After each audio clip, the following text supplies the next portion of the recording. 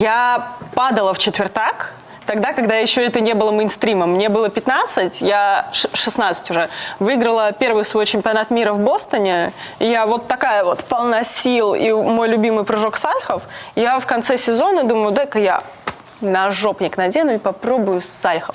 Но тогда это настолько было... Почему ты не решила продолжить? Тогда это было ненормально, что девочка прыгает четверной сальхов, да?